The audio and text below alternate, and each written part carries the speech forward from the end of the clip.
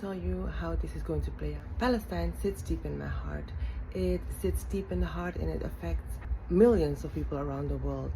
Our hearts cry, our hearts bleed, because the injustice of Palestine it's complete. From the formation of Israel in 1948 to the horrors that they have suffered throughout those years, whether televised or not, all the way up to the hypocrisy of the Western leaders, NATO leaders today, as well as the inactions of those leaders who do not side with Israel, but they left it at mere condemnations.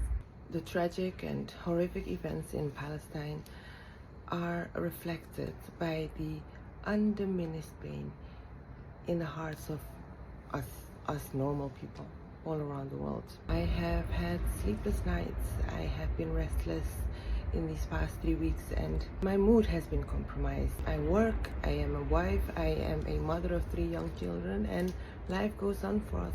But I feel guilty about the little pleasures that we enjoy, knowing the suffering that's taking place right in front of our eyes. And so we do what we can do. We speak up, we raise our voices, we call upon our representatives, we march, and we share relentlessly all the news, all the testimonies, all the stories that come from Palestine. And you may think that it's insufficient, but let me give you some perspective. When my husband started in the Palestinian cause in the 70s, the support was very, very little and selected. Indeed, Israel, on the other hand, was seen as a paradise. You know, the peace, love, harmony on the kibbutz. They just ignored the fact that those kibbutz were settlements built on stolen land. But over the decades, people have learned about the imperialist origins of the state of Israel, and the Palestinian cause has grown massively and widespread among peoples of all walks of life. Everybody knows about it now, and this is significant compared to how it used to be. And Israel still stands because of geopolitical, strategic support. I mean, people would never describe it as a paradise anymore because they now know more. They know the whole story, the full story. Candace Owens herself admitted that she has never seen this little support for Israel in all her life. This is significant coming from her. And you know what? She's not the only one on the traditional conservative right-wing pro-Israel bloc. On the 7th of October, these people started off with the usual.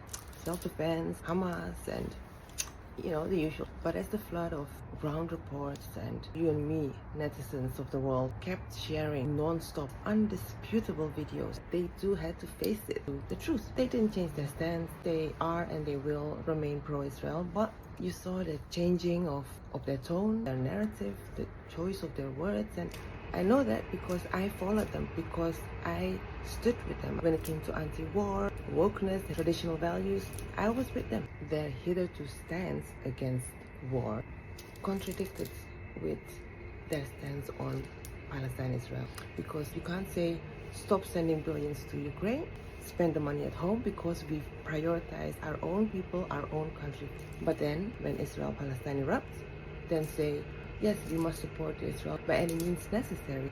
What? You mean those same billions that you refused sending to Ukraine in the first place? No. And then this. When Israel demands the United Nations Secretary General Guterres to step down for stating the facts as they occur in Palestine, when Israel threatens Elon Musk if he dares to provide Palestine with his Starlink internet, when Israel fabricates fake news about 40 beheaded babies, which I thought was fanciful in the first place and has indeed been debunked as a lie by no other than the Haaretz, one of Israel's most prominent newspapers. When Israel lashes out against Western news anchors for asking about the situation in besieged Gaza, when Israel refuses the chief of the International Criminal Court entry into their land for investigating international crime, when Israeli Zionists go out of their way to make these videos mocking the deaths, mocking the killings,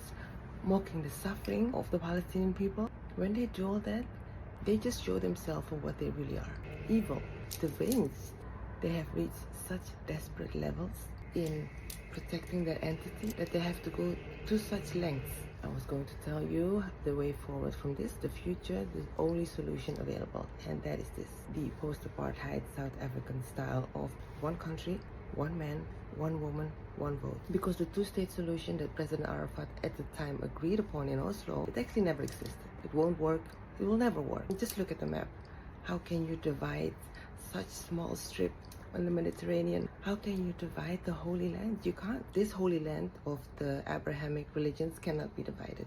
So Jews, Christians, and Muslims will live in one country, one democratic country, one man, one woman, one vote.